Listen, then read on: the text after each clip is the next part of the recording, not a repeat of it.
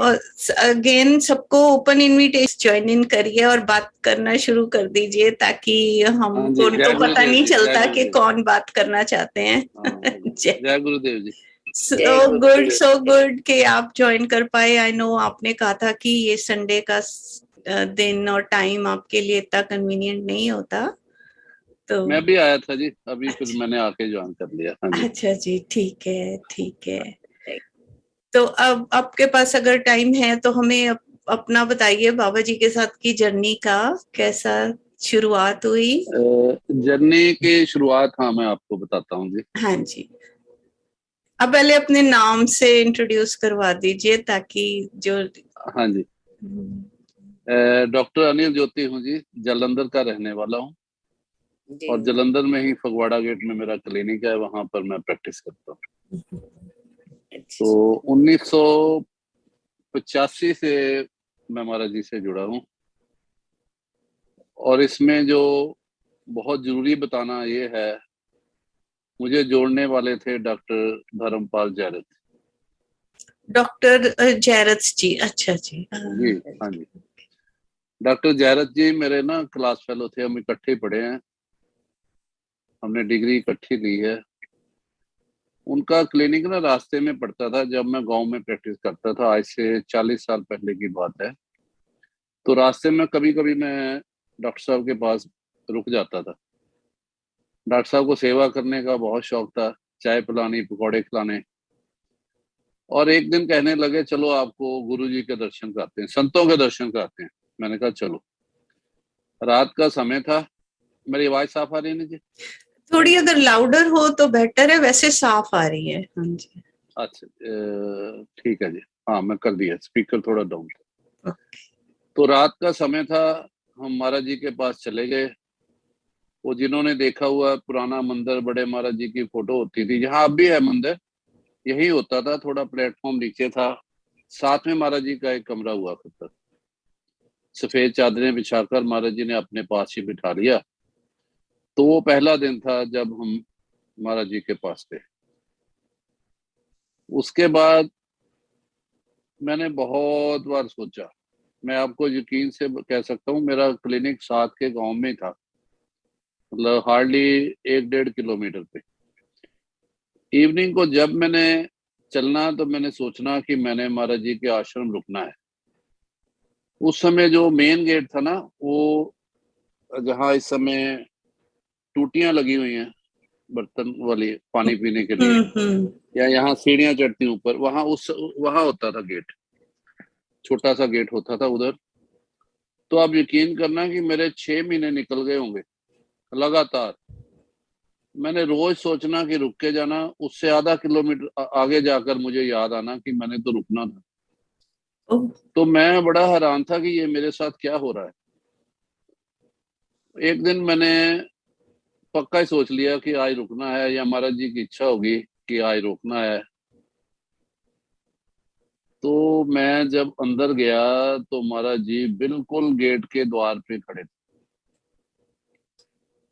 ये सुनने वाली बात है, गेट पे खड़े थे, और मैंने जब उनको प्रणाम किया तो महाराज जी कहने लगे, आशीर्वाद देकर कहने लगे, कल भंडारा है, आप जरूर आना, बच्चों को साथ लेकर आना। तब मेरी शादी नहीं हुई थी महाराज जी। मैंने कहा महाराज जी मैं तो खुद ही अभी बच्चा हूँ। तो महाराज जी कहते दोस्तों को ले आना, मित्रों दोस्तों को ले आना। मैंने कहा ठीक है। 2-4-5 मिनट रुका हूँ, 10 मिनट, फिर मैं आ गया।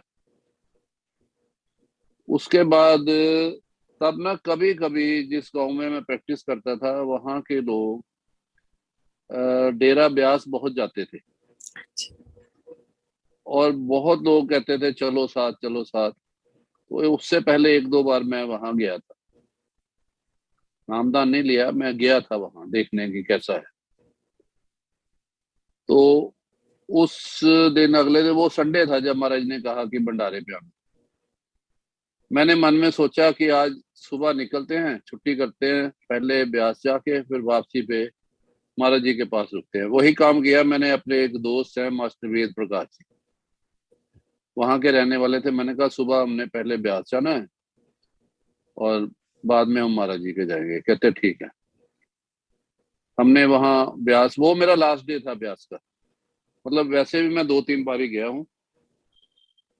तो वापसी पे हम जब रुके ना आश्रम में, तो सभी कहने लगे कि महाराज जी तो आज समाधि से उठे हैं। मतलब एक दिन पहले महाराज जी मुझे गेट पे मिले। इसका अच्छा। मतलब ये मैं समझता हूँ कि महाराज जी ने मुझे समाधि में दर्शन दिए हैं। तो मैं भाग्यशाली भी समझता हूँ और हैरान रहता हूँ कि ये सच है। मैं ऐसा भाग्यशाली कैसे हो गया? तो मैंने पूछा, वो मुन्ना के डैडी का नाम यश था, यश जी तब जीवित थे। तो वो कैसेटें बहुत एक डिब्बे में ना पड़ी हुई थी। तो मैंने सुना था कि हनुमान चालीसा महाराज जी की ना बहुत अच्छी है, तो मैंने उनको बोला कि हनुमान चालीसा की एक कैसेट दे दो। वो कहते हनुमान चालीसा की कैसेट तो खत्म हो गई। ऐसे ऐसे हाथ मारे उन्होंने, फिर कहते एक मिल गई। मैंने कहा ठीक है। तो ऐसे शुरुआत हुई जी महाराज जी के साथ। तो मैं समझता हूँ ये एक बड़ी लेट हुई, जैसे 6 महीने में सोचता रहा कि जाना है, तब महाराज ने बांध के रखा। जब दर्शन दिए तो फिर खुला ही छोड़ दिया। हाँ जी, फिर रोज आना जाना हो गया। तो अब आवाज क्लियर है ना जी? ठीक है जी। मुझे ऐसे लगता है ना जैसे आप पास बैठे, मैंने आपको ही सुनाना था। हाँ जी, क्योंकि रिकॉर्डिंग हो रही है ना, तो हाँ जी। हाँ जी, हाँ जी। तो उसके बाद ऐसा हुआ जुनून, ऐसा महाराज जी के साथ प्यार हुआ कि मैंने रोज सुबह ही जाना शुरू कर दिया। सुबह शाम 2 बार जाना शुरू कर दिया। सुबह मैंने महाराज जी के पास बैठ जाना, महाराज जी बाहर बैठे हुए थे होते थे। तो शाम को मैंने ना क्लिनिक बंद करके, अंधेरा हो जाता था, बाहर बैठ जाना।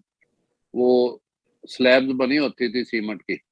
यहाँ पूरा यहाँ हवन होता है, उसके साथ खाली जगह है ना, वहाँ स्लैब्स होती थी सीमेंटेड की। तो मैं वहाँ बैठ जाता था। तब बीएसएफ के जवान होते थे वहाँ ड्यूटी पे। तो एक दिन उन्होंने मुझे कहा, तो उस समय मैं क्या करता था, कपूर साहब अक्सर शाम को महाराज जी के पास बैठे होते थे, अविनाश कपूर जी। तो जब उन्होंने निकलना महाराज जी के साथ, तो मैंने महाराज जी को प्रणाम करके वापस आ जाना, इतने में मेरा काम पूरा हो जाता। तो एक दिन बीएसएफ के जवान ने कहा, कहते महाराज जी ने कहा कि इनको बाहर ना बिठाया करो, इनको अंदर भेज दिया करो। तो तब भी मुझे बड़ी हैरानगी हुई कि मेरा इतना लेवल कहाँ है कि मैं महाराज जी के पास बैठ सकूं। तो धीरे धीरे धीरे धीरे मैंने ना मतलब महाराज से संपर्क बढ़ता गया। सर्दियां आई, सर्दियों में धूप में बैठना महाराज जी के बाहर। तो अब बात पहुंच गई 1986 तक। 1986 अक्टूबर नवंबर की बात है। उस समय ना मेरे साथ एक हादसा हुआ गांव से आते समय। उग्रवाद का समय था। तो मुझे 4 लोगों ने ऐसे ना चाकू दिखाकर रोक लिया। चाकू जैसे ही उन्होंने दिखाया, मैंने स्कूटर बंद नहीं किया था, हाथ दिया, पहले स्कूटर रुका, मैं रुक गया। मैंने सोचा कोई नॉन होगा, हाथ दिया है। तो जैसे ही मैंने स्कूटर रोका, उन्होंने ऐसे चाकू निकाल के मेरे को ऐसे किया। अब पता नहीं कौन सी शक्ति, देखो मैं स्कूटर पे बैठा हूँ, मैंने चाकू को हाथ डाला, चाकू मेरे हाथ में ही आ गया। ये बड़ी हैरानगी वाली बात है कि चाकू मैंने डाला और चाकू मेरे हाथ में ही आ गया। तो उस दिन से मैंने सोच लिया कि अब मैंने गांव में प्रैक्टिस नहीं करनी, मैंने शहर में जाना। तो शहर में भी जब मैंने क्लिनिक लिया, तो वहां डॉक्टर धर्मपाल जैरत का मकान था। तो मैंने फिर डॉक्टर साहब को पकड़ लिया, मैंने कहा आपके एरिया में प्रैक्टिस करनी है। तो डॉक्टर साहब के दादाजी, डॉक्टर साहब के फादर ने बड़ा यत्न करके ना ये दुकानें मुझे दिखाई, जहां मैं आज भी प्रैक्टिस करता हूँ। तो ये महाराज जी की कृपा से मैंने एक दुकान तब ले ली। अब दुकान ले ली तो मुहूर्त भी करना था। 86 अक्टूबर में ले लिया। पहले ऐसा हुआ था, इससे पहले दुकान लेने से पहले, वो भी मजेदार बात है। ये 86 के शुरू की बात है। मैंने सोच लिया था कि अब मैंने गाँव नहीं जाना, मैं एक टाइम जाने लग गया, सुबह शाम को जल्दी घर आ जाऊंगा। तो जो दुकान मुझे पसंद आई ना, वो कहने लगे साथ के करियाना वाले कि ये दुकान तो आज ही किराए पे चढ़ी है, अब नहीं खाली होगी। तो मैं भी उनको कह के आ गया कि जिस दिन कोई खाली करेगा मुझे आप इन्फॉर्म कर देना। 6-7 महीने बाद मुझे एक फोन आया कि जो दुकान आपने देखी थी, उन्होंने फिटिंग करा के काम करने का मन छोड़ दिया है। तो वो कहते हैं कि जितना मैंने किराया दिया वो आप दे दो, तो दुकान की चाबी ले ली। मैं मान गया, मैंने ले ली। थोड़ा किराया था, 500 रुपये महीना उस समय। तो मैंने फिर बाबा जी से प्रार्थना की कि महाराज जी, मैंने ऐसे ऐसे दुकान लिया है, तो उसका मुहूर्त करना है। कहते कोई नहीं, बता देंगे आपको। मैंने कहा ठीक है।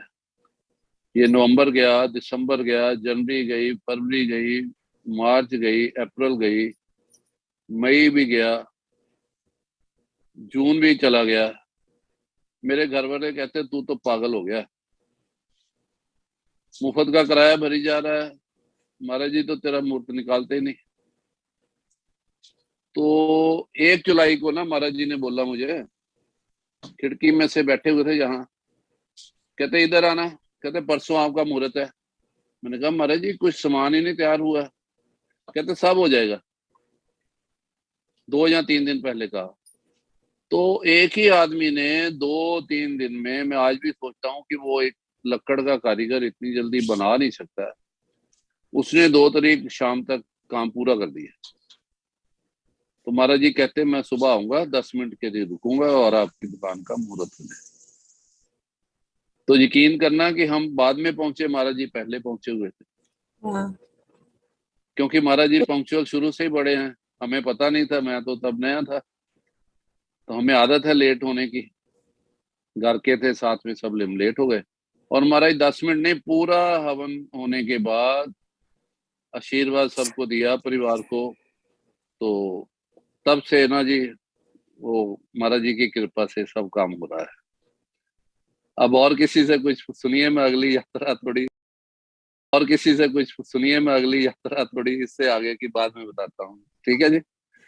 ये मतलब शुरुआत है यहाँ से, मतलब इससे 1 हफ्ते बाद की भी सुना देता हूँ। 3 तारीख को महाराज जी ने मेरी, 3 जुलाई, आज 3 जुलाई है ना। हाँ जी। बस बस बस। तो ये तो ओपनिंग की एनिवर्सरी भी है, मुझे याद भूल जाता है ना बहुत साल हो ओह वाह, गए। ठीक है ठीक है। देख लो हाँ जी, बाबा हाँ जी जी, की टाइमिंग कितनी प्रिसाइज हाँ जी, होती हाँ जी, है। हाँ। हाँ जी, हाँ जी। तो 3 जुलाई थी। 5 जुलाई को मेरे सिस्टर आए हुए थे, तो मैं और मेरी सिस्टर ना स्कूटर पे बाबा जी के फिर दर्शन करने चले गए। वही कैंची की चप्पल, यहाँ से फटी हुई शर्ट थोड़ी सी, जो सुबह पहनते ही होते थे।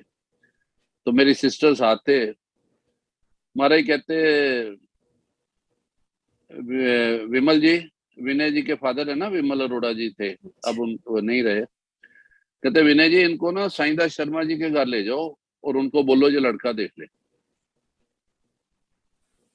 ऐसे ही स्कूटर पे बीएसएफ कैंपस में रहते थे तब मेरे फादर इन लॉ। वहां चले गए, उनको घर, उनके घर चाय पिया और वापस आ गए। महाराज जी उनको उनको बोला कि आप लड़का पसंद करो। तो हम गुरु पूजा आ रही है, 3 शायद 11 को थी, 10 या 11 जुलाई को। महाराज कहते उस दिन हम रिश्ता कर देंगे। तो उन्होंने, जैसे भी वो बड़े सरल स्वभाव के थे, उन्होंने देखा तो बाबा जी को उन्होंने भी जस कर दिया। बाबा जी कहते घर भी देख के आओ आप। घर भी आए वो। तो 10 जुलाई को 1 हफ्ते बाद ही महाराज ने मेरी गुरु पूजा वाले दिन एंगेजमेंट भी कर दी वहां ही। महाराज जी एक बात और। हेलो। जी जी। कि हमको महाराज जी ने अपने हाथों से सबको शगन दिए। और उस दिन के बाद मुझे पक्का याद है, महाराज जी ने उस दिन डिक्लेयर कर दिया, मेरी एनिवर्सरी वाले दिन, क्योंकि मेरे साथ तो घटा है ना, और किसी को शायद ना पता हो। महाराज जी ने कह दिया कि आज के बाद मैंने पैसे को हाथ नहीं लगाना। और सबको पता होगा कि महाराज जी पैसे को हाथ नहीं लगाते थे, लेकिन हमारी वीडियो जो भी है, महाराज जी को सबको पता है, जो लोग वहां थे, कि महाराज जी ने सबको शगन भी दिया, आशीर्वाद भी दिया, अपने हाथों से दिए पैसे। और उस दिन के बाद महाराज जी ने, मैंने नहीं देखा कभी, तो मैं महाराज जी के साथ कई बार ट्रैवल भी किया हूँ, बहुत बार गया हूँ, दिल्ली, जयपुर, हरिद्वार, लेकिन महाराज जी ने उस दिन के बाद लास्ट तक कभी पैसे को हाथ नहीं लगाया। ये कुछ बातें हैं जो मेरे तक ही, देखो मैं बता रहा हूँ ना, मुझे ही पता है, और लोगों को तो पता होगी पैसे का हाथ नहीं लगाते थे, मुझे ये पता है कि किस दिन से नहीं लगाते। ये 1987 की बात है।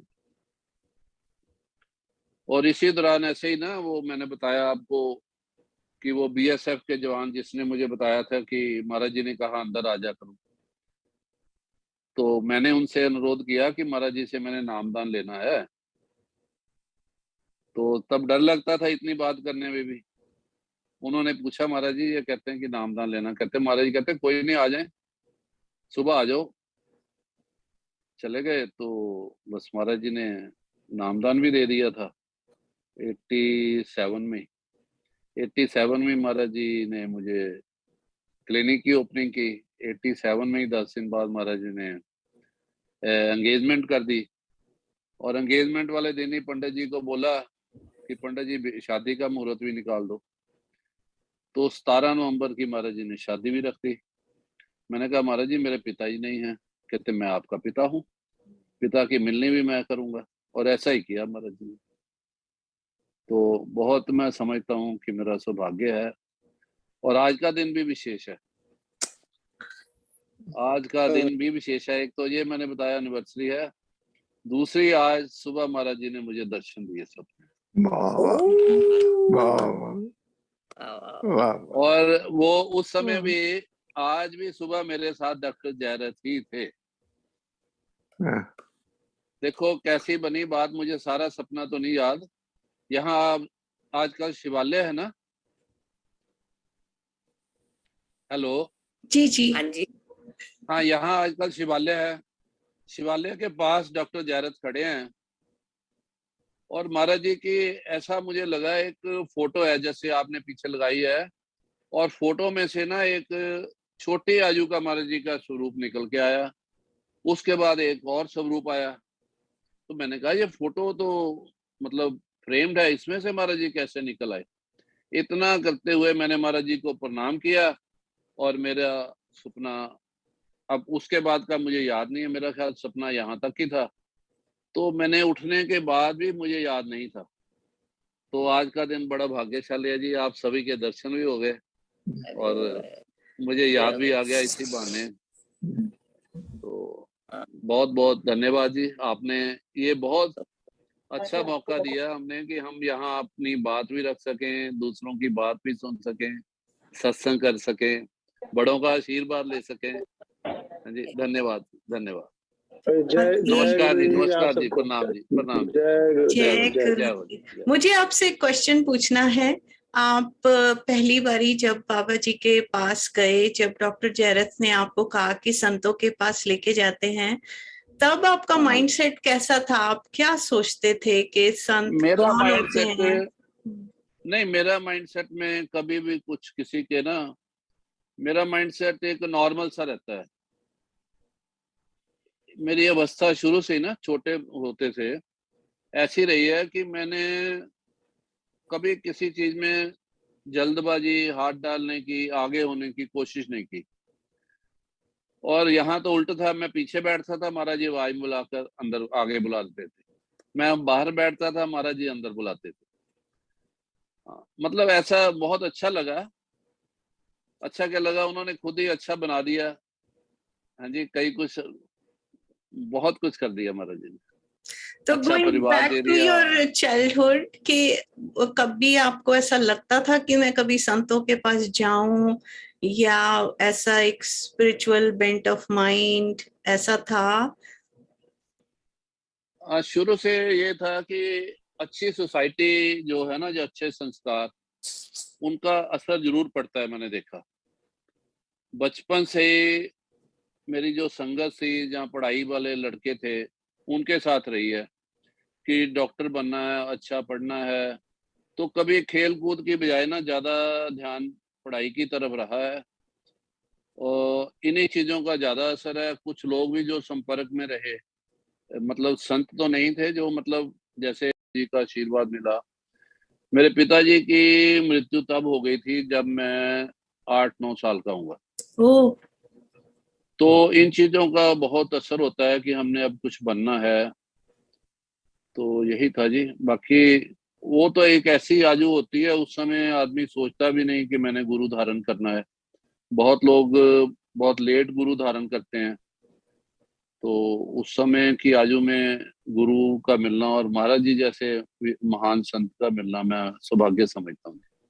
तो जब डॉक्टर जयरथ जी ने आपको इनवाइट किया कि आप चलें, तब क्या सोच रहे थे आप कि हाँ अच्छा चलो चलते हैं, या उस समय कुछ? तो कोई जिम्मेवारियां नहीं होती थी, उस समय जिम्मेवारियां नहीं होती थी। मौका मिलता था, सोचते थे बैठे ही रहो महाराज जी के पास। कभी घर की चिंता नहीं होती थी, कभी जल्दी पहुंचने की चिंता नहीं होती थी, बच्चों की चिंता नहीं होती थी। वो टाइम अपना अलग था। अब मैं सोचता हूँ, मैंने पिछली रिकॉर्डिंग में भी आपको बताया था, अब मतलब पछताते हैं कि महाराज जी के पास अभी और समय बिताना चाहिए। वो इतना तो प्यार महाराज जी करते थे। हम तो मतलब बेईमान है, कई बार महाराज जी को इधर उधर बात करके टाल देते थे। लेकिन महाराज जी ने जब कहा ना कि चलना है, मेरा एक था, अगर उन्होंने पूछा चलोगे दिल्ली, तो मैंने कहा महाराज जी देख लो। उसका मतलब होता था कि मेरे मन में ना है अंदर से। महाराज जी समझ जाते थे। तो मैंने भी सोचा, अगर महाराज जी ने मुझे ये कह दिया ना कल चलना है जी, मैंने कहा अच्छा जी। तो एक बार तो महाराज जी को मैंने कह दिया था, महाराज जी मैंने आपने मुझे भी कहा था, पता नहीं वो इम्तिहान था, कहते फिर आप पदम जी के साथ आना जयपुर। तो ऐसा रहता था जी। हम तो हम अपना कर्तव्य नहीं निभाते, महाराज जी ने बहुत कोई कसर नहीं छोड़ी, आशीर्वाद। जी जी, हम सभी उस कैटेगरी में हैं कि सीखते सीखते सीखते हैं। तो अगर पहले ही पूर्ण होते तो फिर क्या बाबा जी को हमको अपने चरणों से आवाज लगाने ठीक है जी मेरी? की जरूरत ही नहीं थी। बहुत अच्छी है। हाँ जी, हाँ जी, बिल्कुल ठीक है।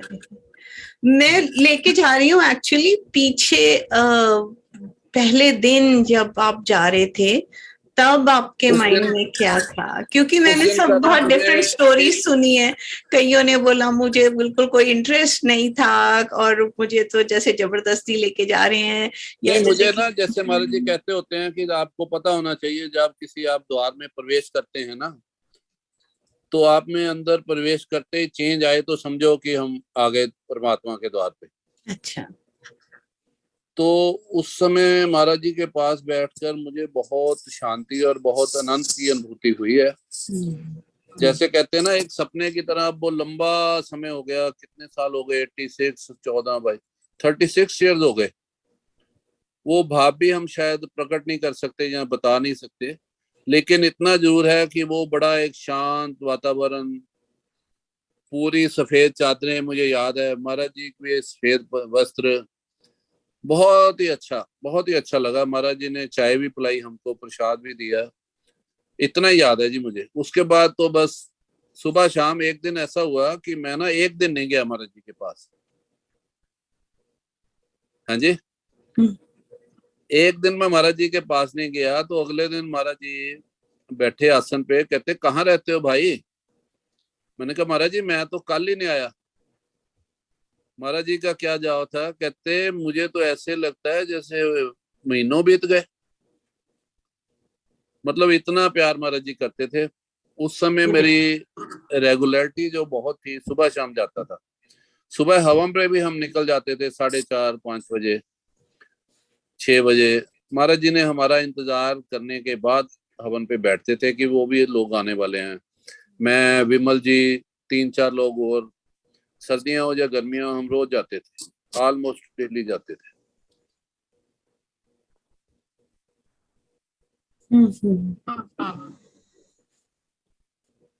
बहुत ही सुंदर। और कोई बीच में और कुछ बात करना चाहते हैं, बताना चाहते हैं, वरना फिर हम डॉक्टर ज्योति जी। हाँ जी, मैं कंटिन्यू करूं जी? हाँ जी, हाँ जी डॉक्टर जी। मेरे को आपसे बात करने के बाद पता लगा कि मेरी क्लिनिक की एनिवर्सरी है आज, और आज महाराज जी ने फिर बुलाया था।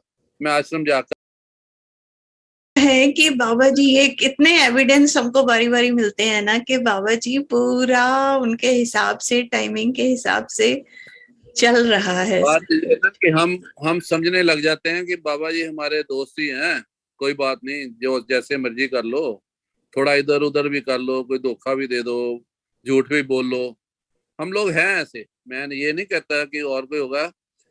मैं तो अंदर से कई बार फील करता था कि महाराज जी की इच्छा ऐसी है और मेरी इच्छा ऐसी है। फिर मैंने एक निर्णय लिया था कि महाराज जी कहेंगे कि ऐसा करना है तो इसका मतलब ऑर्डर है। अगर महाराज पूछेंगे कि ऐसा करें तो इसका मतलब ये है कि हम थोड़ी सी उसमें फ्लेक्सिबिलिटी है। ठीक है ना? तो ओके ऐसा ही हुआ ओके, जी, ऐसा ही हुआ। पूरा साइंटिफिक एनालिसिस। ओके हाँ जी, हाँ जी। जी आप ये तो सोच सकते थे कि ऐसा कर सकते हैं, यहाँ तो मौका ही नहीं मिलता था। मौका ही नहीं मिलता था। ब्यूटीफुल। उसके बाद मैं आपको बताता हूँ कि महाराज जी ने हवन पे भी बुलाया। राजगुरु जी आते थे तब आश्रम में हवन कराने। क्यों रमेश जी? राजगुरु जी ऑल इंडिया। बापू जी आप म्यूटेड हैं। हाँ जी, हाँ जी, हाँ जी। ਕਿਹੜੇ ਈਅਰ ਦੀ ਗੱਲ ਹੈ ਸਰ? 87 ਦੀ, ਮੈਂ 87 88 ਦੇ ਵਿੱਚ ਵੀ ਰਾਜਗੁਰੂ ਜੀ ਆਂਦੇ ਹੁੰਦੇ ਸੀ। Last I think. ਹਾਂ, ਲਾਸਟ 80 ਮੈਂ 8 ਦੀ ਗੱਲ ਕਰਦਾ ਜਦੋਂ ਮੈਨੂੰ ਮਿਲੇ ਨਾ। ਤੇ ਮੈਂ ਉਹਨਾਂ ਨੂੰ ਗੱਲ ਕੀਤੀ, ਮੈਂ ਕਿਹਾ ਜੀ ਇਸ ਤਰ੍ਹਾਂ ਹੈ। ਕਹਿੰਦੇ पत्नी को भी लेके आया करो। मैंने कहा गुरु जी वो प्रेग्नेंट है। कहते ये तो अच्छा मौका है, इससे बढ़िया मौका उसको क्या मिलेगा हवन में आने का। तो मुझे पूरा याद है रमेश जी, उन दिनों ना बाबा जी ने कहा था कि पीली बनैन पहन के आया करो, पीली धोती। हाँ जी। मेरे पास वो फोटो है, मैं ग्रुप में डाल दूंगा। पीली धोती, पीली बनैन, हवन पे मिसेज भी मेरे साथ बैठे हैं, सब ने पीली साड़ियां। याद है ना रमेश जी? हाँ जी। हाँ, तो ये भी अच्छा हुआ। देखो बच्चों के संस्कार जन्म से ही वो हो गए। और वो बेटी आज मेरी ऑस्ट्रेलिया में है, शादीशुदा है। मैं थोड़े दिन पहले जाके आया हूँ ऑस्ट्रेलिया। बिटिया हुई, उसके बाद अब मेरा एक बेटा है, वो भी डॉक्टर है। चलिए बहुत बढ़िया। मेरा डॉक्टर एमडी न्यूरो साइकेट्री में कर रहा है। वाह। तो बाबा जी का आशीर्वाद, बाबा जी ने कहा था आपसे बड़ा डॉक्टर बनेगा। मेरे से तो बड़ा है, लेकिन मैं डॉक्टर का बाप तो हूँ ही।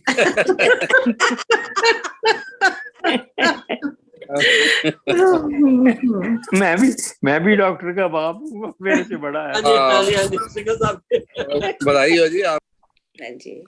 मेरे बेटे को ना छोटा जब था, बच्चे गुड़िया को भी और बेटे को फीवर जब भी होना 104, 103, 104। तो उस समय मैं भी नया था प्रैक्टिस में, कहीं स्पेशलिस्ट के पास जाना। तो बेटा मेरा 2 साल का था, तो 4 दिन हो गए इसको बुखार उतरता ही नहीं था। मैं महाराज जी के पास गया। मैंने वैसे ही साधारण, मैं महाराज जी के साथ ना कभी मतलब पर्सनली, मेरे घर वाले भी कई बार कहते थे कि आप बात किया करो महाराज जी के साथ।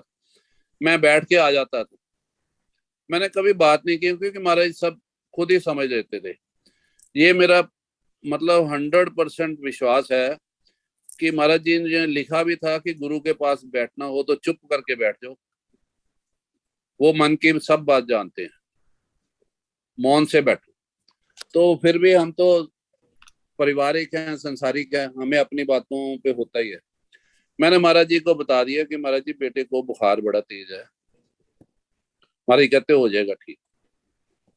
उसके उसी दिन रात को या नेक्स्ट डे आप बताओ महाराज जी कितने बजे, सोच के बताओ महाराज जी कितने बजे आए होंगे हमारे घर? राती आए 2 तो 3 ਦੇ ਵਿੱਚ। मेरा ख्याल ਇਹ ਵੀ ਕਿਸੇ ਨਾਲ ਨਹੀਂ ਘਟਿਆ ਹੋਏਗਾ ਕਿ ਰਾਤ ਦੇ 2 ਵਜੇ, ਔਰ ਬੱਚਾ ਹਸਪਤਾਲ ਵੀ ਨਹੀਂ ਸੀਗਾ, ਕੋਈ ਸੀਰੀਅਸ ਨਹੀਂ ਸੀਗਾ। ਦੇਖੋ ਜਾਂ ਮਹਾਰਾਜ ਜੀ ਦਾ ਆਸ਼ੀਰਵਾਦ। ਢਿੱਲੋਂ ਸਾਹਿਬ ਨਾਲ ਆਇਆ। ਅੱਛਾ ਜੀ। महाराज ढिल्लों साहब ਨੂੰ ਪਤਾ महाराज कहते चलो उठो भाई। ढिल्लों साहब कितने जाना, कहते डॉक्टर साहब के घर चले। घर आए, बेल दी। मैं तो अभी नीचे आ ही रहा था तो माता जी ने दरवाजा खोला के, और महाराज जी ने कहा बेटा ठीक है? माता जी कहते ठीक है पहले से। कहते बस ठीक है जी मैं जा रहा हूँ। मतलब अंदर भी नहीं आए, बस वहां से आशीर्वाद दिया और चले गए। मैं कई बार सोचता हूँ मैं कितना सौभाग्यशाली। रमेश जी पहली बार शेयर कर रहे हैं थोड़े नाल भी। हाँ जी, हाँ जी सर, पहली बार आया बात। ढिल्लों साहब ਨੂੰ ਪਤਾ ਜਾਂ ਹਰੀਸ਼ ਨੂੰ ਪਤਾ, ਹਰੀਸ਼ ਚੋਪੜਾ ਨੂੰ। हाँ जी। ਮਤਲਬ ਦੇਖੋ ਰਾਤ ਨੂੰ 2-3 ਵਜੇ ਆਣਾ। ਔਰ ਉਹਨਾਂ ਦਿਨਾਂ ਚ ਨਾ ਇੱਕ ਮੈਂ ਨਵਾਂ ਸੀਗਾ ਰਮੇਸ਼ ਜੀ, ਤੁਹਾਨੂੰ ਦੱਸਿਆ 85-86 ਚ ਗਿਆ। ਤੇ ਇਹ ਗੱਲ 90 ਦੀ ਹੋਣੀ ਹੈ। ਜਿਹੜੇ ਲੋਕਾਂ ਨੂੰ ਪਤਾ ਹੁੰਦਾ ਸੀ ਨਾ ਮੈਂ ਮਹਾਰਾਜ ਜੀ ਕੋਲ ਜਾਣਾ, ਤੇ ਇੱਕ ਬੜੀ ਚਰਚਾ ਜੀ ਰਹਿੰਦੀ ਸੀਗੀ ਕਿ ਮਹਾਰਾਜ ਜੀ ਤਾਂ ਅਮੀਰਾਂ ਦੇ ਗੁਰੂ ਹੈ। ਹਾਂਜੀ ਹਾਂਜੀ, ਮਹਾਰਾਜ ਜੀ ਤਾਂ ਅਮੀਰਾਂ ਦੇ ਗੁਰੂ ਹੈ। ਮੈਂ ਕਿਹਾ ਨਹੀਂ, ਉਹ ਤਾਂ ਮੇਰੇ ਵਰਗੇ ਗਰੀਬਾਂ ਦੇ ਵੀ ਗੁਰੂ ਹੈ। ਹਾਂਜੀ ਹਾਂਜੀ। तो मैं बड़ा सौभाग्यशाली समझदा जी, महाराज जी ने वो भी बड़ा परोपकार किया, बड़ी कृपा की। और एक गल होर ऐड कर देना जी। होर तो महाराज जी दे बेटे बहुत है, पर मेरा बेटा ना सच्ची महाराज दा बेटा। ओ हुण दसो, पूछो किदां? ओ पूछो। हाँ जी प्लीज। जिदा तुहानू दसिया बुखार लैंदा सीगा, एक बार ना पंडित केवल जी नू इहदा टेवा दिखा दिता। हां टेवा दिखाया या पंडित जी ने हवन ते बैठ के, वैसे ही ये मैनू पूरा याद नहीं। वो कहंदे इस तरह करो तुसी ये ना बेटे नू ना महाराज दे कोलों वापस लो। इहनू किदां सीगा? गोद लो महाराज जी कोलों। बकायदा उन्होंने विधि विधान दे नाल हवन करवा के सारा कुछ करके महाराज जी नू दे के महाराज जी कोलों वापस लिया। Very good. फिर बेटा था महाराज जी दा। हां जी, बच्चा गोद लिया होया। मैं तुहानू दस्सां उदां दा महाराज दे बड़े बेटे है, ते असली बेटा महाराज जी दा। हां जी, गोद लिया सी। हां जी, ਇਹ ਆਪਣੀਆਂ ਗੱਲਾਂ ਆਪ ਕਈ ਵਾਰ ਯਾਦ ਨਹੀਂ ਹੁੰਦੀਆਂ, ਦੁਆਰਾ ਯਾਦ ਆ ਜਾਂਦੀ ਜਦੋਂ ਇਸ ਪਲੇਟਫਾਰਮ ਤੇ ਆਈਏ ਨਾ ਜੀ। ਨਾਲੇ ਮੈਂ ਦੇਖਦਾ ਇਹਦੇ ਵਿੱਚ ਬਹੁਤ ਕੁਝ ਅੱਛਾ ਦੇਖਣ ਨੂੰ ਸੁਣਨ ਨੂੰ ਮਿਲਦਾ। ਭਾਬੀ ਨਮਸਤੇ ਜੀ। ਨਮਸਤੇ ਜੀ। ਠੀਕ ਹੋ ਜੀ? ਹਾਂਜੀ ਹਾਂਜੀ ਸਭ ਠੀਕ। ਬਸ ਇਸ ਤਰ੍ਹਾਂ ਹੀ ਹੈ ਜੀ, ਮਹਾਰਾਜ ਦੀ ਕਿਰਪਾ ਨਾਲ ਅੱਜ ਤੱਕ ਸਾਰਾ ਕੁਝ ਹੋ ਰਿਹਾ ਜੀ। मैं तो कभी सोचता नहीं कि मैं कुछ करता, सब महाराज कर रहे। Right right right. आप वो खिचड़ी मुद्रा वाली, जब बाबा जी का ब्रह्मरंध्र से ब्लीडिंग हुई थी, तो वो वाला बता दीजिए। हाँ, वो ऐसा है दीदी कि मैं ना उस समय प्रेजेंट नहीं था। उसमें भी एक विचित्र बात वैसे है मेरे पास। उसमें एक तो ये बात है कि जब वो खेती मुद्रा वाले महाराज जी का यहाँ से है ना, ब्रह्मांड से खून आया, पूरा ब्रेन ही बर्स्ट हो गया। ये तो सबने वीडियो देखी है। हम वहां नहीं थे। जब मैं गया तो पता चला मुझे कि ऐसे ऐसे हुआ है। ये भी सुना कि महाराज जी ने, ये मेरे सामने ही शायद कहा था, महाराज जी ने इसमें ना हल्दी डाल दो। हल्दी इतनी डलती थी जी, 2 मतलब आधा किलो हल्दी, या जितनी समझ लो जितना वो गहरा था, इतनी हल्दी डालते थे। मेरे सामने बीएसएफ के डॉक्टर आए। जो बीएसएफ के डॉक्टर चेक कर रहे हैं ना, वो मेरे सामने आए और एक दिन ना मैं शाम को चला गया वहां। रमेश जी ਤੁਹਾਨੂੰ ਯਾਦ ਹੋਣਾ ਪੱਟੀ ਮਹਾਰਾਜ ਇੱਥੇ ਬੰਨ ਲੈਂਦੇ ਸੀਗੇ ਤੇ ਇੱਕ ਤਾਂ ਵਿਸ਼ੇਸ਼ ਗੱਲ ਜਿਹੜੀ ਮੈਨੂੰ ਰਾਜਗੁਰੂ ਜੀ ਜਿਸ ਤੋਂ ਪ੍ਰਭਾਵਿਤ ਹੋਏ, ਰਾਜਗੁਰੂ ਜੀ ਜਿਹੜੇ ਹਵਨ ਕਰਵਾਉਣ ਆਉਂਦੇ ਸੀ ਉਦੋਂ 86-87 ਚ, ਉਹ ਆਰਿਆ ਸਮਾਜੀ ਸੀ। ਹਾਂਜੀ ਪਤਾ। ਉਹ ਇਹਨਾਂ ਨੂੰ ਘੱਟ ਮੰਨਦੇ ਸੀ। ਉਹ ਮੈਨੂੰ ਕਹਿੰਦੇ ਜੀ ਮੈਂ ਤੇ ਅੱਜ ਹੈਰਾਨ ਹੋ ਗਿਆ, ਕਹਿੰਦੇ ਅਸੀਂ ਤਾਂ ਸੁਣਿਆ ਕਿ ਬ੍ਰੇਨ ਲੀਕ ਹੋ ਜਾਵੇ ਤਾਂ ਬੰਦਾ ਜੀਵਿਤ ਨਹੀਂ ਰਹਿੰਦਾ, ਇਹ ਤੇ ਕਹਿੰਦੇ ਬਲਾਸਟ ਹੀ ਹੋ ਗਿਆ, ਬਸਟ ਹੀ ਹੋ ਗਿਆ। ਉਹ ਵੈਦ ਸੀ ਨਾ, ਬਹੁਤ ਟੌਪ ਕਲਾਸ ਦੇ ਵੈਦ ਵੀ ਸੀ ਨਾ, ਡਾਕਟਰ ਵੀ ਸੀ ਉਹ। ਹਾਂ ਮੈਨੂੰ ਪਤਾ, ਉਹ ਤਾਂ ਬੜੇ ਨਾੜੀ ਪਰੀਖਿਆ ਸੀ ਕਰਦੇ, ਬਹੁਤ ਅੱਛੇ, ਬਹੁਤ ਯੋਗ ਵੈਦ। ਹਾਂਜੀ ਤੇ ਕਿਉਂਕਿ ਉਹਨਾਂ ਦੀ ਆਪਣੀ ਯੋਗਤਾ, ਉਹਨਾਂ ਦੀ ਆਪਣੀ ਯੋਗਤਾ ਇੰਨੀ ਸੀਗੀ ਕਿ ਉਹ ਨਾ ਸਮਝਦੇ ਸੀਗੇ, ਜਿਸ ਤਰ੍ਹਾਂ ਥੋੜਾ ਜਿਹਾ ਬੰਦੇ ਨੂੰ ਹੁੰਦਾ ਹੀ ਹੈ ਜਿਹਨੂੰ ਗਿਆਨ ਹੋਵੇ, ਲੇਕਿਨ ਉਹ ਬੜੇ ਚਰੇ ਚੱਗੇ ਸੀਗੇ। ਕਹਿੰਦੇ ਮੈਂ ਤਾਂ ਹੈਰਾਨ ਹੋ ਗਿਆ ਕਿ ਐਸਾ ਗੁਰੂ, ਐਸਾ ਸਮਾਧੀ, ਇਸ ਚੋਂ ਤਾਂ ਆਉਣਾ ਬੜਾ ਮੁਸ਼ਕਿਲ ਵਾਪਸ। ਸੋ ਉਸ ਤੋਂ ਇਹਦੇ ਨਾਲ ਅਟੈਚ ਗੱਲ ਮੈਂ ਸੁਣਾਉਣੀ ਚਾਹੁੰਦਾ ਤੁਹਾਨੂੰ। ਇਹ ਸੁਭਾਗਿਆ ਹੈ ਮੇਰਾ ਕਿ ਇਹ ਮੈਂ ਚੀਜ਼ਾਂ ਦੇਖੀਆਂ ਹੋਈਆਂ। ਮੈਂ ਗਿਆ ਸ਼ਾਮ ਦੇ ਟਾਈਮ ਸੀ, ਮਹਾਰਾਜ ਜੀ ਨੇ ਪੱਟੀ ਬੰਨੀ ਹੋਈ ਸੀ ਇੱਥੇ, ਮੈਂ ਗਿਆ ਪ੍ਰਣਾਮ ਕੀਤਾ। ਕਹਿੰਦੇ ਢਿੱਲੋਂ ਸਾਹਿਬ ਇੱਧਰ ਆਓ, ਕਹਿੰਦਾ ਜਿਹੜੀ ਮਿੱਟੀ ਦੇ ਵਿੱਚ ਪੱਟੀ ਦਬਾ ਕੇ ਆ ਜਾਂਦੀ ਨਾ, ਉਹ ਲਿਆਓ ਕੱਢ ਕੇ। ਮੈਂ ਜਦੋਂ ਢਿੱਲੋਂ ਸਾਹਿਬ ਆਏ ਨਾ ਤਾਂ ਇੱਕ ਮਿੱਟੀ ਦੇ ਵਿੱਚੋਂ ਢਿੱਲੋਂ ਸਾਹਿਬ ਦੇਖੋ ਦੁਆਰਾ ਕੱਢਣ ਗਏ, ਐਡੀ ਵੱਡੀ ਪੋਟਲੀ ਸੀਗੀ ਵਾਈਟ ਕੱਪੜੇ ਦੀ। ਜਦੋਂ ਢਿੱਲੋਂ ਸਾਹਿਬ ਨੇ ਉਹਨੂੰ ਖੋਲਿਆ ਤੇ ਜੋ ਆਪਾਂ ਬ੍ਰੇਨ ਦੀ ਪਿਕਚਰ ਦੇਖਦੇ ਆ ਨਾ ਫੋਟੋਆਂ ਚ, ਬ੍ਰੇਨ ਦੇ ਪੀਸਿਸ, ਇੰਨੇ ਪੀਸ ਮਹਾਰਾਜ ਦੇ ਬ੍ਰੇਨ ਦੇ ਉਹਦੇ ਵਿੱਚ। ਉਹ ਬੜਾ ਦੇਖ ਕੇ ਹੈਰਾਨ ਹੋਇਆ। ਇਹ ਤਾਂ ਮੈਂ ਗੱਲ ਬਿਲਕੁਲ ਵੀ ਨਹੀਂ ਪਹਿਲਾਂ ਸੁਣੀ, ਕਿਸੇ ਨੇ ਵੀ ਨਹੀਂ ਦੱਸੀ ਇਹ ਵਾਲੀ ਗੱਲ ਤਾਂ ਵੀ। ਬਸ ਇਹ ਮੈਨੂੰ ਪਤਾ ਜਾਂ ਢਿੱਲੋਂ ਸਾਹਿਬ ਨੂੰ ਪਤਾ ਜੀ, ਮੇਰੇ ਗਏ ਤੇ ਹੋਇਆ। ਢਿੱਲੋਂ ਸਾਹਿਬ ਨੂੰ ਉਹਨਾਂ ਨੇ ਕਿਹਾ, ਮੈਂ ਢਿੱਲੋਂ ਸਾਹਿਬ ਨੂੰ ਅੱਜ ਤੱਕ ਕੁਐਸਚਨ ਨਹੀਂ ਕੀਤਾ ਵੀ ਢਿੱਲੋਂ ਸਾਹਿਬ ਤੁਸੀਂ ਕਿੱਥੋਂ ਲਿਆਏ ਸੀ।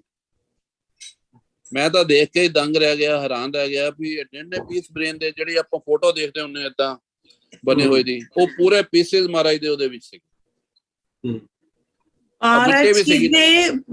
के ब्रेन के पीसेस भी बाहर निकले हुए थे। हाँ पीसेस वो महाराज कट के ना, महाराज ने क्या होना कि मिट्टी च पाया, और मैं खुद देखे इन्ने पीस और मिट्टी लगी हुई पोटली कपड़े दी, महाराज ने मिट्टी च दवाए सी। और देखते ही देखते ना 1-1.5 महीने दे विच महाराज दी पट्टी भी खुल गई, ਜਿਹੜਾ ਜਿੱਥੋਂ ਬਸਟ ਹੋਇਆ ਸੀ ਉਹ ਨਿਸ਼ਾਨ ਰਹਿ ਗਿਆ। ਤੁਸੀਂ ਕੋਈ ਚਿੱਤਰ ਦੇਖਿਆ ਮਹਾਰਾਜ ਦਾ ਜਿੱਥੇ ਇੰਨਾ ਗੋਲ ਚੱਕਰ ਬਣਿਆ ਹੋਵੇ? ਮੈਂ ਨਹੀਂ ਦੇਖਿਆ। ਰਮੇਸ਼ ਜੀ ਹੁੰਦਾ ਸੀਗਾ, ਯਾਦ ਹੈ ਤੁਹਾਨੂੰ? ਨਹੀਂ ਮੈਨੂੰ ਯਾਦ ਭੁੱਲ ਗਿਆ। ਜਿੰਨਾ ਏਰੀਆ ਬਸਟ ਹੋਇਆ ਸੀ ਨਾ, ਏਦਾਂ ਜਿੰਦਾ ਆਪਾਂ ਕੱਟ ਲਗਾਉਂਦੇ ਗੋਲ ਸਰਕਲ, ਰਾਉਂਡ ਸਰਕਲ, ਉਹ ਮਹਾਰਾਜ ਦੇ ਪਿੱਛੇ ਹੈਗਾ ਸੀ ਜਿੱਥੋਂ ਬਸਟ ਹੋਇਆ ਸੀਗਾ। ਦੇਖਦੇ ਹੀ ਦੇਖਦੇ ਡਾਕਟਰ ਸਾਰੇ ਹੈਰਾਨ ਸੀਗੇ, ਕਹਿੰਦੇ ਇਹਦੇ ਚ ਮੈਡੀਕਲ ਟ੍ਰੀਟਮੈਂਟ ਹੀ ਕੋਈ ਨਹੀਂ ਹੈਗਾ, ਤਾਂ ਮਹਾਰਾਜ ਹਲਦੀ ਨਾਲ ਹੀ ਠੀਕ ਕਰ ਲਿਆ।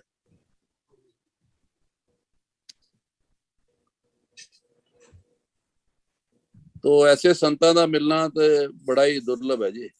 राजगुरु जी ये कहंदे सीगे भाई मैं ना आर्य समाज मंदिर दा international, he was president something like that. हां जी, वाइस प्रेसिडेंट सीगे ऑल इंडिया। मैं ओपनली आई कैन नॉट महाराज जी नु मैं शो नहीं कर सकता कि मैं महाराज जी को आना जाना, तो he was afraid of disclosing all this things. हां जी ਉਹੀ ਕਾਰਨ ਸੀਗਾ, ਪਰ ਉਹ ਮੰਨ ਗਏ, ਕਹਿੰਦਾ ਜੀ ਮੈਂ ਤਾਂ ਇੱਕ ਵਾਰੀ ਏਦਾਂ ਹੋਇਆ ਨਾ, ਮੇਰੇ ਨਾਲ ਰਾਜਗੁਰੂ ਜੀ ਦਾ ਬਹੁਤ ਪ੍ਰੇਮ ਸੀਗਾ, ਤੇ ਰਾਜਗੁਰੂ ਜੀ ਨੇ ਇਹ ਵੀ ਦੱਸਿਆ ਕਿ ਮੈਂ ਉੱਥੇ ਜਾਣਾ ਸੀ, ਇੰਦੌਰ ਜਾਣਾ ਸੀ, ਤਾਂ ਮਹਾਰਾਜ ਜੀ ਉੱਥੇ ਪਹੁੰਚ ਗਏ। ਮੈਂ ਮਹਾਰਾਜ ਜੀ ਕੋਲ ਹੀ ਬੈਠਾ ਹਾਂ। ਇੱਕ ਇੰਸੀਡੈਂਟ ਹੈ ਰਾਜਗੁਰੂ ਜੀ ਮੈਨੂੰ ਵੀ ਦੱਸਿਆ ਹੈਗਾ। ਠੀਕ ये वाली दसो तुसी प्लीज रमेश जी बताइए, क्या बात है ये कि वो उन्होंने कहीं जाना था और वो पास में बैठे थे, क्या मतलब? गुरु जी महू एक जगह है इंदौर के पास में, वहाँ के रहने वाले, ठीक है। He is a physics lecturer और खुद वो आयुर्वेदिक एक्सपर्ट और एस्ट्रोलॉजी, एस्ट्रोनॉमी, एस्ट्रोलॉजी बहुत एडवांस पता सी। ਤੇ ਬਾਬਾ ਜੀ ਇੱਥੇ ਇਹ ਹਵਨ ਹੁਵਨ ਕਰਾ ਰਹੇ ਸੀ ਇੱਥੇ ਜਲੰਧਰ 'ਚ।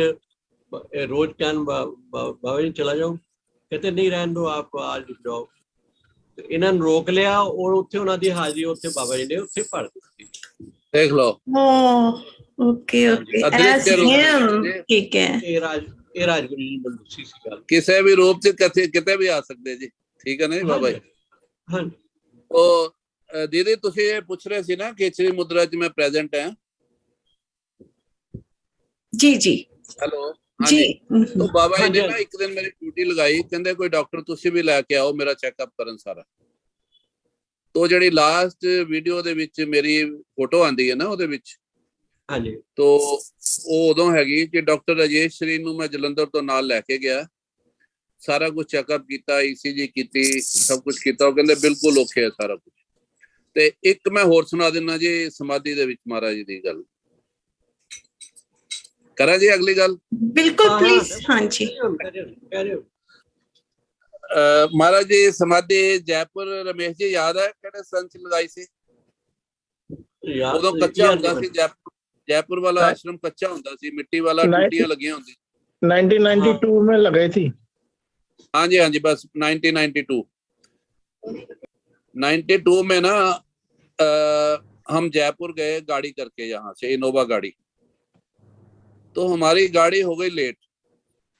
पहुंच तो गए हम जिस दिन महाराज जी की समाधि खुलनी थी।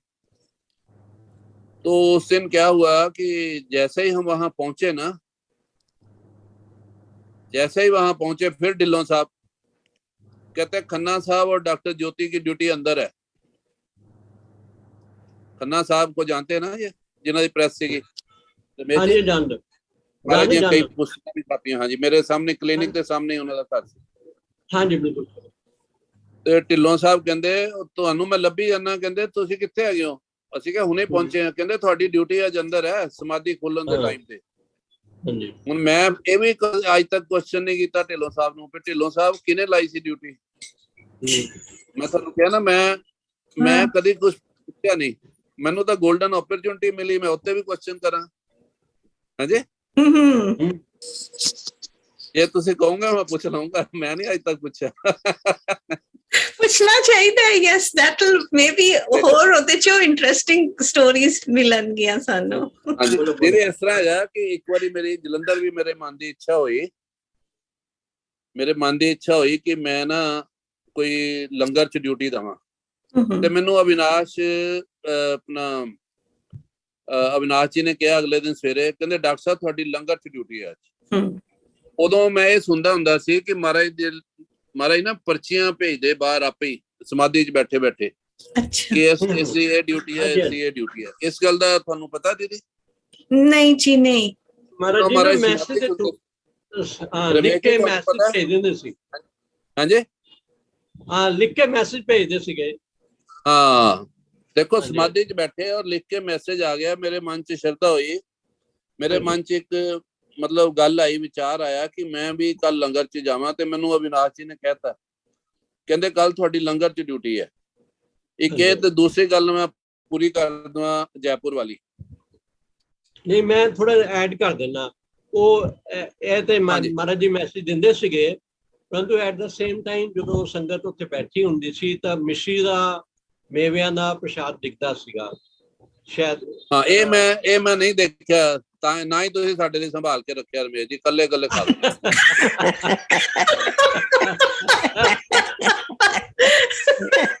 ਉਹ ਮੈਂ ਬਹੁਤ ਵਾਰੀ ਦੇਖਿਆ ਹੈਗਾ।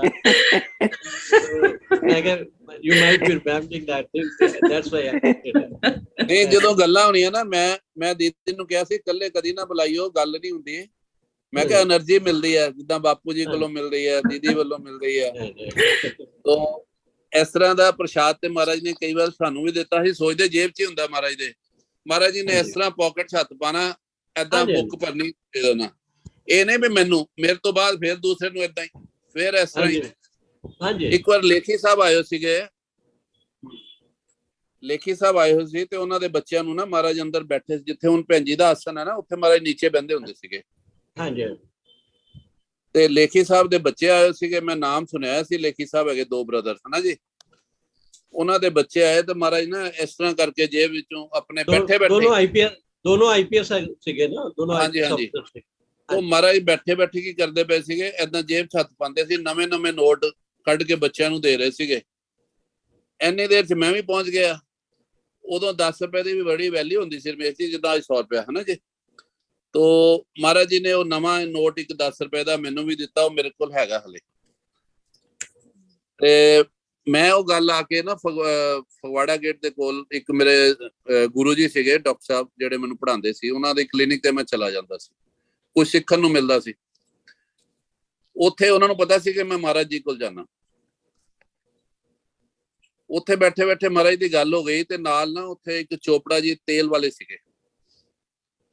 ਜਦੋਂ ਮੈਂ ਗੱਲ ਕੀਤੀ ਇਸ ਤਰ੍ਹਾਂ ਜਿੱਦਾਂ ਤੁਸੀਂ ਐਡ ਕੀਤੀ ਵੀ ਮਿਸ਼ਰੀ ਦਾ ਪ੍ਰਸ਼ਾਦ ਆਉਂਦਾ ਸੀ, ਤੇ ਉਹ ਚੋਪੜਾ ਜੀ ਨੇ ਇੱਕ ਗੱਲ ਸੁਣਾਈ।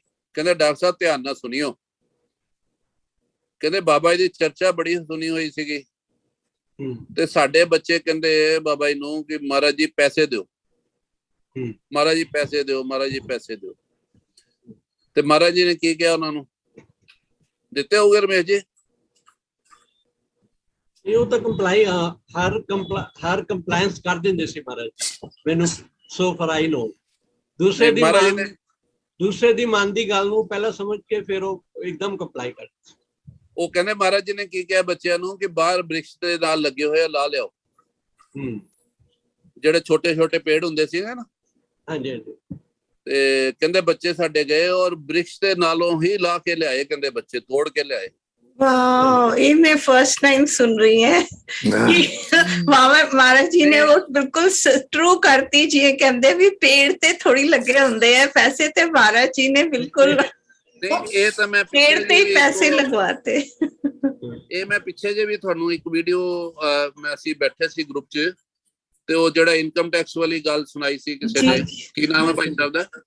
ਗੁਣਵੰਤ ਜੀ। ਹਾਂਜੀ ਹਾਂਜੀ। ਉਹਨਾਂ ਨੇ ਕਿਹਨਾਂ ਨੇ ਸੁਣਾਈ ਸੀ, ਜਿਹੜੇ ਕਹਿੰਦੇ ਸੀ ਇਨਕਮ ਟੈਕਸ ਵਾਲੇ ਆਏ ਤੇ ਮਹਾਰਾਜ ਨੇ ਕਿਹਾ ਏਦਾਂ ਪੇੜ ਲਾਓ ਤੇ ਪੇੜ ਵਰਸ਼ਾ ਹੋ ਜਾਏਗੀ। जी जी, ਇਹ ਤਾਂ ਗੱਲ ਆਪਾਂ ਸੁਣੀ ਹੋਈ ਹੈ ਸਭ ਨੇ, ਨਾ ਰਮੇਸ਼ ਜੀ? जी जी, वो सुनी हुई है। ਹਾਂ, ਇਹ ਉਹਨਾਂ ਨੇ ਦੱਸੀ ਸੀ। ਇਹ ਮੈਂ ਤੁਹਾਨੂੰ ਉਹਨਾਂ ਦੀ ਜਵਾਨੀ ਦੱਸ ਰਿਹਾ ਕਿ ਉਹਨਾਂ ਨੇ ਤੇਲ ਵਾਲਿਆਂ ਦੇ ਬੱਚਿਆਂ ਨੇ ਪੇੜ ਦੇ ਉੱਤੋਂ ਲਾਏ ਜੀ। ਵਾਓ। ਅੱਛਾ, ਸਮਾਧੀ ਦੀ ਗੱਲ ਦੇ ਵਿੱਚ ਮੈਂ ਤੁਹਾਨੂੰ ਦੱਸਿਆ ਨਾ, ਢਿੱਲੋਂ ਸਾਹਿਬ ਜੈਪੁਰ ਕਹਿੰਦੇ ਵੀ ਤੁਹਾਡੀ ਤਾਂ ਡਿਊਟੀ ਹੈ ਅੰਦਰ। ਹੁਣ ਮੈਨੂੰ ਨਹੀਂ ਪਤਾ ਡਿਊਟੀ ਉੱਥੇ ਕਿਹਨੇ ਲਗਾਈ। ਉਹ ਕਹਿੰਦਾ ਮੈਂ ਤਾਂ ਤੁਹਾਨੂੰ ਲੱਭਦਾ ਪਿਆ। ਅਸੀਂ ਫਟਾਫਟ ਕੀ ਕੀਤਾ, ਟੂਟੀ ਦੇ ਮੋਰੇ ਹੋਏ, ਉਦਾਂ ਹੀ ਬਿਨਾਂ ਫਟਾਫਟ ਨਹਾਤੇ ਤੇ ਫਟਾਫਟ ਸਮਝਿਆ ਵੀ ਚਲੋ ਜੀ ਚਲੋ ਅੰਦਰ। ਉਦੋਂ ਮਹਾਰਾਜ ਜੀ ਸਮਾਧੀ ਖੁੱਲਣੀ ਸੀਗੀ ਜੀ, ਜਿੰਨੇ ਵੀ ਜਿਹਦਾ ਨਿਸ਼ਚਿਤ ਟਾਈਮ ਸੀ 7:40 ਤੇ ਕਹਿੰਦੇ ਸੀ, 7:40 ਤੇ ਖੁੱਲਦੀ ਸੀ। ਔਰ ਉਹ ਸੀਨ ਦੇਖਣ ਵਾਲਾ ਸੀਗਾ। ਮੈਂ ਔਰ ਖੰਨਾ ਸਾਹਿਬ ਅੰਦਰ ਗਏ, ਹੋਰ ਸੀਗੇ ਢਿੱਲੋਂ ਸਾਹਿਬ ਸੀਗੇ, ਬੜਿਆਲ ਸਾਹਿਬ ਸੀਗੇ, 2-4 ਹੋਰ ਲੋਕ ਹੋਣੇ, ਮੈਨੂੰ ਯਾਦ ਨਹੀਂ, ਮੈਨੂੰ ਪਤਾ ਨਹੀਂ ਉਹ ਫੋਟੋਆਂ ਵੀ ਹੈਗੀਆਂ ਕਿ ਨਹੀਂ, ਕਿਤੇ ਹੋਊਗੀਆਂ ਕਿਤੇ। ਅੰਦਰ ਗਏ ਤੇ ਮਹਾਰਾਜ ਦੀ ਸਮਾਧੀ, ਤੁਸੀਂ ਰਮੇਸ਼ ਜੀ ਸੁਭਾਗਿਆ ਪ੍ਰਾਪਤ ਹੋਇਆ ਕਦੀ ਐਸਾ ਕਿ ਦੇਖਿਆ ਹੋਵੇ ਸਮਾਧੀ ਖੁੱਲਦੀ?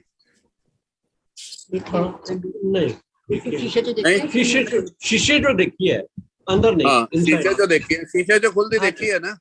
हाँ जी, एक जोर दी झटका लगदा है, आवाज आंदी।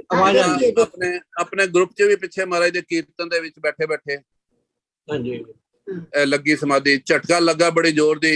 हाँ जी हाँ जी। महाराज दी समाधि खुली, महाराज दी समाधि खुली। महाराज दी फिर वो किदे नाल पूरे बाजार चों मिश्री दा प्रसाद होर प्रसाद वंडदे होए एक मंदिर सीगा उत्थे बाजार दे विच ही, उत्थे जाके संपन्न हुई सी जिहड़ी यात्रा। उदों इंग्लैंड वाले बाऊजी भी आए हुए सीगे, बाकी तो आंदे ही है। चौगान स्टेडियम के पीछे था मंदिर। हाँ जी, चौगान स्टेडियम के पीछे था मंदिर। हाँ जी हाँ जी हाँ जी, बाजार के साथ ही लगता था। आपको याद है ना भाई साहब? हाँ हाँ, मैं मेरे को उस वक्त तो मैं एक बात यहाँ ऐड ये करनी चाहता हूँ कि महाराज जी का रंग सबको पता है कि थोड़ा सा सांवला था। हाँ जी, सबको पता है ना जी? मंदिर में गई थी। हाँ जी जी, महाराज जी का रंग सांवला था ना दीदी, आपने देखा हुआ है? जी जी। तो उसी दिन शाम को जिस दिन हमारी समाधि में ड्यूटी थी, उसी दिन शोभा यात्रा थी।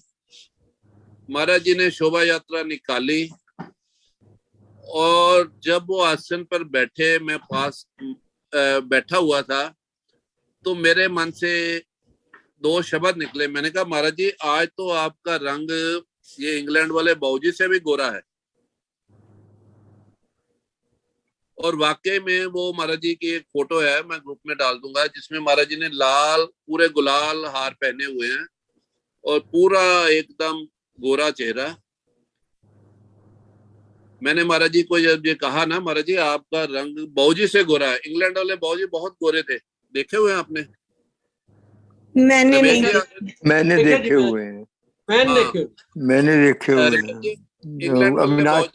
अविनाश कपूर के रिश्तेदार। हाँ जी, पुड़म कह लो या कुछ इस तरह से, है ना रमेश जी? बाबूजी, हाँ जी बिल्कुल, वो भी जैरत थे, बाबूजी जैरत है ना? जैरत थे। हाँ, तो मैंने कहा बाबा जी आपका रंग तो आज बाबूजी से भी गोरा है। तो महाराज जी ने क्या उत्तर दिया? महाराज कहते हैं मेरी चमड़ी को हाथ लगा के देखो, जो चमड़ी 1 दिन के बच्चे की होती है वो है मेरी। कहते हैं ये नया जन्म होता है। तो ये मतलब ये महाराज जी ने कहा मुझे, कहते हैं मेरी चमड़ी को भी हाथ लगा के देख लो। कहते हैं ये नया जन्म होता है, जैसे बच्चा जन्मता है ना नया समाधि के बाद, ये वो है।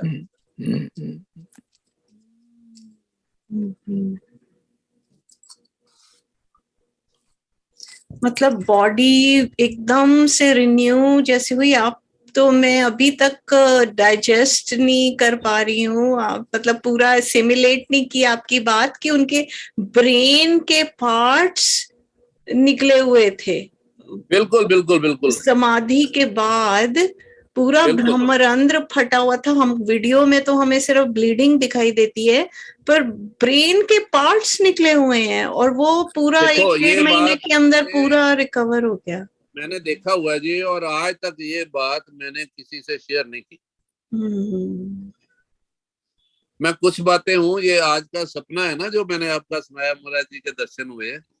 मैं गया था पहले, मैं कहने लगा, फिर मैंने मन में रख लिया, हाँ जी। तो यहाँ आके मेरा मन किया कि मैं वो सपना भी आज वाला यहाँ सुना दूं। सपने में महाराज जी बहुत बार आते हैं, लेकिन कई बार मैं सोचता हूँ लिख लिया करूं, कई बार रिपीट कर लेते हैं, कुछ दिन याद रहता है, कुछ महीने याद रहता है, लेकिन धीरे धीरे वो भी फेड हो जाता है मतलब निकल जाता है दिमाग से। लिख लिया करो ना, लिख लिया करो। ये सारे वास्ते हिदायत है। हाँ है तो सही, लिख मैं सोचा सीगा रमेश जी, फिर पता नहीं मानने हाँ नहीं हम ही नहीं भरी। नहीं जे बापू जी कहेंगे तो होएगा काम। बापू जी मन्ना करो। रमेश जी ਤੁਹਾਨੂੰ ਤਾਂ ਮਹਾਰਾਜ ਜੀ ਵੀ ਬਾਪੂ ਜੀ ਕਹਿੰਦੇ ਸੀਗੇ। ਤੁਹਾਡਾ ਨਾਮ ਬਾਪੂ ਜੀ ਮਹਾਰਾਜ ਜੀ ਨੇ ਪਾਇਆ ਹੋਇਆ ਨਾ। ਹਾਂਜੀ ਤੇ ਜੇ ਫਿਰ ਤਾਂ ਤੁਸੀਂ ਸਾਡੇ ਵੀ ਬਾਪੂ ਹੋਏ ਨਾ ਸਭ ਦੇ। ਤੇ ਰਮੇਸ਼ जी ठीक किया ना मैं? राइट जी। नहीं तो बापू तो घट मैं भी नहीं नो डिस्कशन नहीं पूछो, नहीं तुसी पूछो किदा, तुसी पूछ लो, नहीं पूछो तो सही। तुसी फिर देखो मैं कोई गलत थोड़ी कहना। मेरा जन्म 2 अक्टूबर दा। ठीक है जी। बापू गांधी हो गया ना, बापू गांधी वाला।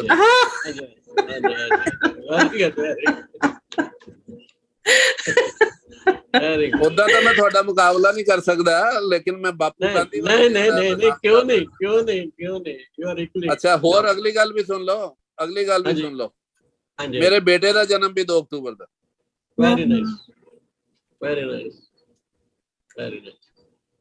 ब्यूटीफुल। वो रिलेशन है नाम दे विच और ओदे डेट ऑफ बर्थ दे विच। हां जी बड़ा बड़ा कोई रिलेशन है। हां जी चलो ਅਸੀਂ ਕਹਿ ਦਈਦਾ ਵੀ ਅਸੀਂ ਛੁੱਟੀ ਕਰਵਾਈ ਦੀ ਹੈ ਆਪਣੇ ਜਨਮ ਦਿਨ ਵਾਲੇ ਦਿਨ।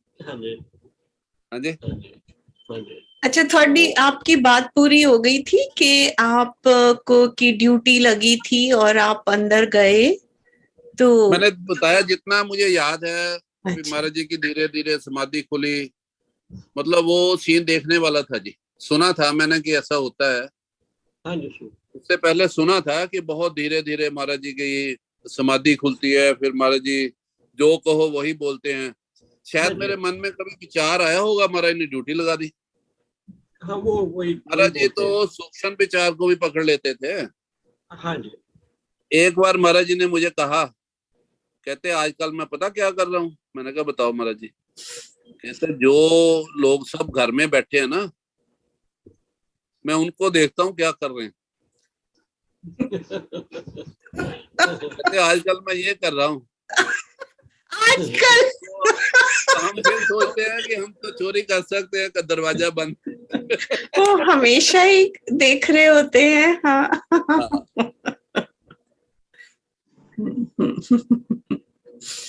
मेरी आवाज आ रही है ना जी बीच में? आपकी आवाज आ रही है। आपकी इमेज दोबारा से लेके आइए। वो इमेज इसलिए नहीं आ रही, बीच में फोन आ रहा है। अच्छा जी, फोन तो आप मैं मिसेज हाँ दोबारा मैंने फोन नहीं सुना, मैंने करवा देना फोन को बबलू भाई ने कर। कोई नहीं, वो फोन मेरा लिए जरूरी नहीं है जी।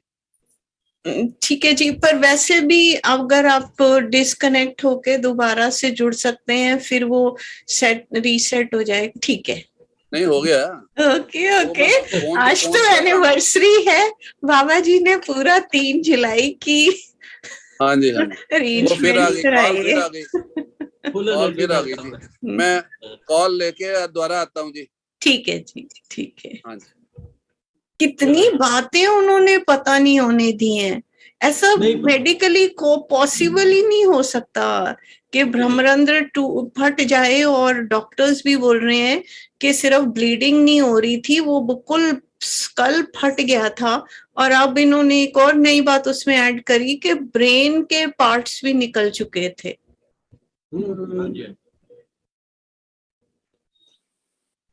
रिप्लांटेशन ऑफ द ब्रेन हो गया पूरा।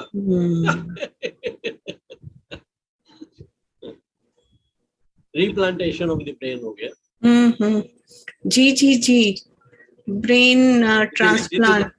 And in the clinical medical science next to impossible। हाँ, वो तो मेडिकल, वो डॉक्टर्स ने, डॉक्टर झा तो बता रहे थे ना कि मेडिकल साइंस तो कुछ नहीं कहती, परंतु जो फॉरेन के 1-2 रिसर्चर हैं जो बड़े बड़े, वो ये जरूर बात को बोल रहे हैं कि हाँ, इंडिया में ऐसे ऐसे योगी हैं जो कि पानी में भी कई कई समय रह जाते हैं समाधि में और बाहर निकलते हैं जिंदा। और एस टाइप के उनकी कई चीजें देखने में जो कि बिल्कुल ही मेडिकल साइंस उस जिसको अप्रूव नहीं करती है, वो देखने को मिलती है। पर इंडिया में ऐसे योगी हैं। वो अमेरिका के डॉक्टर्स, बड़े बड़े सीनियर डॉक्टर्स ने इस बात को माना है और लिखा भी है अपनी बुक्स में ये बात। तो अपने यहाँ ही करते हैं। और बाबा जी इतने बड़े योगी, वो कहते हैं ना, मैंने कहीं पढ़ा अभी कुछ दिनों पहले, सुना कि they can reconstruct their body. जैसे इनका सुन रही थी दीदी मैं, देवरा बाबा की खुद की आवाज में कि वो मतलब बताया उन्होंने, खुद की आवाज में वो बता रहे थे कि उनकी बॉडी, वो बोलते थे कि ना मेरी बॉडी को काटा जा सकता है, ना मेरी बॉडी को जला सकता है, क्योंकि ये मैंने खुद सरयू नदी से उत्पन्न की है। तो ये मेरी सरयू नदी मेरी माँ है और मैं उसी जल से ही पैदा हुआ हूं। तो मेरे शरीर में आत्म वो जल तत्व ही है पूरा, ना इसको कोई जला सकता है ना काट सकता है। ये सेल्फ रिकंस्ट्रक्टेड बॉडी है, ये किसी गर्भ से नहीं आई है ऐसे। तो बाबा जी के लिए भी हमने जो ये प्रकट वर्ड पढ़ा था, मैंने एक बार आपको बताया था ना कि मैं इस पे अटक गई थी कि हम प्रकट भय स्वामी, तो जन्म प्रकट घर आनंद बड़ा भाग कुल आज हमारे। तो ये प्रकट वर्ड में जब भी पढ़ती थी तो मैंने कहा प्रकट शब्द तो सिर्फ भगवान राम के लिए भय प्रकट कृपाला दीन दयाला, फिर कृष्ण भगवान के लिए भी अपन पढ़ते हैं तो प्रकट हुए है। तो प्रकट का मतलब ये जो मैंने फिर सुना कहीं से ये कथाकारों से कि प्रकट का मतलब है कि एक्चुअली वो लोग वूम में नहीं होते, परंतु आगे का मेरे को समझ तो नहीं आता कुछ, पर वो वूम में नहीं होते कि पर वो प्रकट होते हैं एक्चुअली। आज डॉक्टर ज्योति जी ने एक्सप्लेन कर दिया ना वो कि बिल्कुल उनकी स्किन भी बिल्कुल बेबी स्किन और इतना कलर भी उनका चेंज, और तो बिल्कुल रिकंस्ट्रक्ट अपनी बॉडी पूरी कर सकते हैं। और एक बाबा जी ने किसी इवेंट पे ऐसा बोला था कि तुम मुझे क्या मारोगे, मैं तो ऑलरेडी मर चुका हूँ। तो कहने का मतलब कि मेरी बॉडी तो जो वो बॉडी दिख रही है वो नहीं है। तो मैं तो हमेशा ही बोलती हूँ कि उनकी body is just a hologram. उन्होंने एक इल्यूजनरी होलोग्राम बना के रखा हुआ है सबको दिखाने के लिए, ताकि लोग बातचीत कर सकें। He is not his body at all. तो अब बताइए डॉक्टर ज्योति जी। हमारा पहले उनके दर्शन कराइए जी, मेजर साहब के। जी जी, सारे यहीं पर ही हैं। आप अपने फोन मेजर साहब के मैंने देखा था, जरा नमस्कार कर लेंगे। वो यही, वो आप अपनी फोन की स्क्रीन को थोड़ा शिफ्ट करेंगे ना, तो आपको सब दिख जाएंगे। हाँ, जिनकी भी इमेज आ रही है उनकी मर्जी से आ रही है, जिनकी इमेज नहीं आ रही वो भी उनकी मर्जी से आ रही है। मैंने कोई कंट्रोल नहीं किया इसमें। हेलो डॉक्टर साहब, सत श्री अकाल। हाँ जी मेजर साहब। मेजर साहब जय गुरु महाराज, कैसे हो? हाँ डॉक्टर साहब, बहुत बहुत आशीर्वाद जी। हाँ जाओ, जय गुरु महाराज, जय गुरु महाराज, जय गुरु महाराज जी, जय गुरु महाराज। गल्लां सुनाओ, ਤੁਹਾਡੇ ਮੈਂ ਗੱਲਾਂ ਸੁਣੀ ਜਾਣਾ, ਸੁਣਾਓ।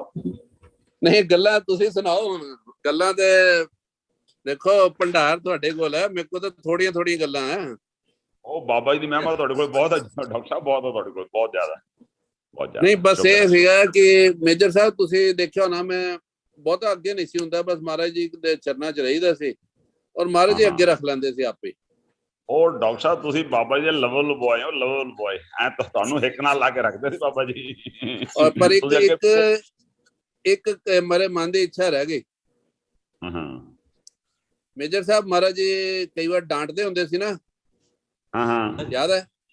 ਹਰ ਇੱਕ ਨੂੰ ਡਾਂਟਦੇ ਹੁੰਦੇ, ਜਿਹੜਾ ਮਰਜ਼ੀ ਹੋਵੇ। ਬਸ ਉਹ ਮੈਂ ਸੋਚਦਾ ਸੀ ਮੈਨੂੰ ਕਿਸੇ ਦਿਨ ਡਾਂਟ ਦੇਣ। ਡਾਂਟਿਆ ਨਹੀਂ ਮਹਾਰਾਜ ਨੇ ਅੱਜ ਤੱਕ। ਡਾਂਟਿਆ ਨਹੀਂ ਮਹਾਰਾਜ, ਠੀਕ ਸ਼ੁਕਰ ਹੈ, ਸ਼ੁਕਰ ਹੈ।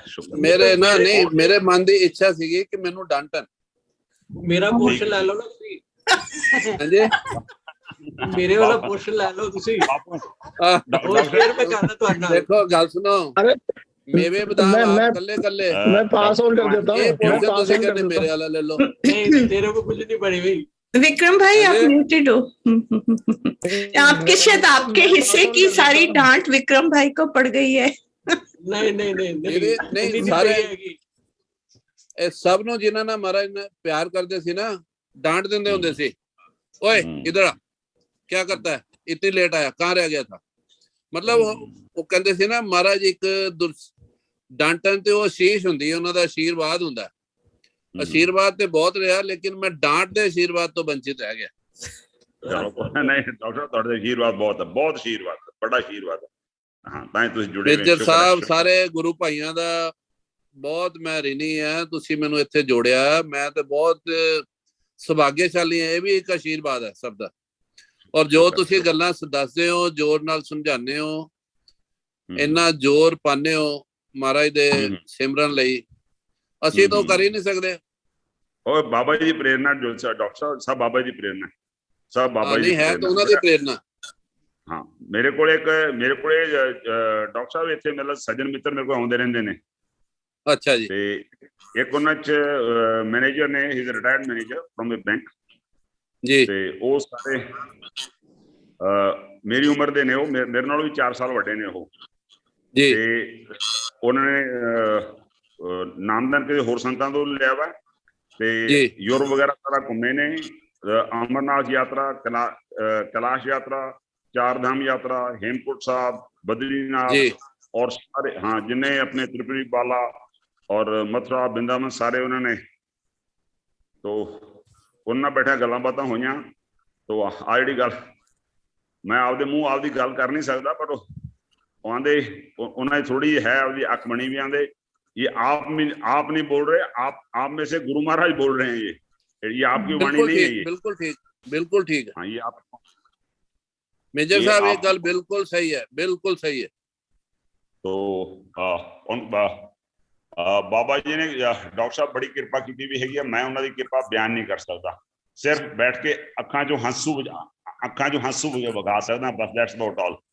और आपदे पुराने मित्रां नूं सारिआं नूं याद करके तुहाडी सारियां यादां ताज़ियां कर लैंदे ने। नहीं बहुत अच्छा जी, बहुत अच्छा जो तुसी कर रहे मेजर साहब, ये नहीं पॉसिबल नहीं है हर एक लिए इन्ना टाइम इन्ना, और तुसी जेड़ा यूथ नूं नाल लेके चल रहे हैं ना बच्चियां नूं, वो बहुत अच्छा है। I have a duty, Doctor, I have a duty.